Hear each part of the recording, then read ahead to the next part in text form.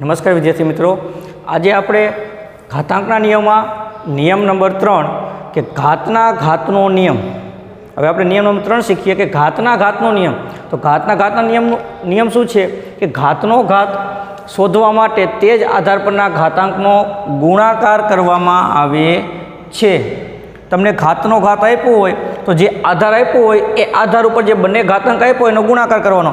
દાખલા તરીકે આપણે જોઈએ, દાખલા તરીકે x ની 2 ઘાત આખા કૌંસની 3 ઘાત. તો જો આધાર કોણ આમાં x, તો x ની 2 ઘાત એની 3 ઘાત. તો તમારે આ x નો ઘાત શોધવા માટે તમારે શું કરવાનું કે બરાબર x આ 2 નો અને 3 નો ગુણાકાર એટલે કે 2 ગુણ્યા 3 એટલે શું થાય x ની 6 ઘાત. આગળ આપણે લઈ કે -2 એની 2 ઘાત એની 4 ઘાત. તો શું થાય કે -2 ની 2 ઘાત ગુણ્યા 4 ઘાત એટલે શું થાય કે -2 ની 4 દૂને 8 ઘાત. આગળ લઈએ આપણે કે -1 ની 3 ઘાત એની 5 ઘાત. તો શું થાય -1 ની 3 ગુણ્યા 5 ઘાત એટલે શું થશે -1 ની 3 પચુને 15 ઘાત. એટલે કે જ્યારે તમને આધાર આપ્યો હોય એની અને એની ઘાતની અને ઘાતની પણ ઘાત આપી હોય ત્યારે તમારે શું કરવાનું, બંને ઘાતાંકનો તમારે ગુણાકાર કરવાનો અને જે આધાર આપ્યો એ આધાર એમનામ લખવાનો. એટલે તમે હવે આનું તમે કિંમત શોધો તો આની અને આ બંનેની કિંમત તમને સરખી મળે. હવે ચોથો નિયમ કે ગુણાકારના ઘાતનો નિયમ. તો જ્યારે સમાન ઘાતાંક માટે શું કીધું, 2 આધાર આપ્યો હોય અને એ આધારનો ઘાતાંક સમાન હોય. આપણે લખી દાખલા તરીકે કે 2 ની 3 ઘાત ગુણ્યા 4 ની 3 ઘાત.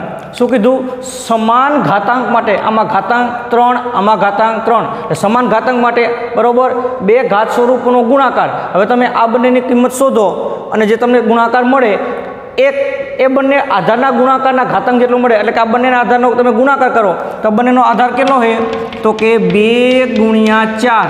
તો આ બંનેની ઘાત 3 છે તો બંને ઘાત 3 આપી દો એટલે શું થાય કે 4 દૂને 8, 8 ની 3 ઘાત.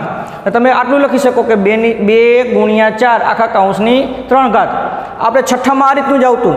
છઠ્ઠામાં શું આવતું કે 4 ગુણ્યા 3 આખા કૌંસની 2 ઘાત. તો આપણે એમાં શું કરતા, આ 2 ઘાત તમે 4 ને પણ આપતા, આ 2 ઘાત તમે 3 ને પણ આપતા.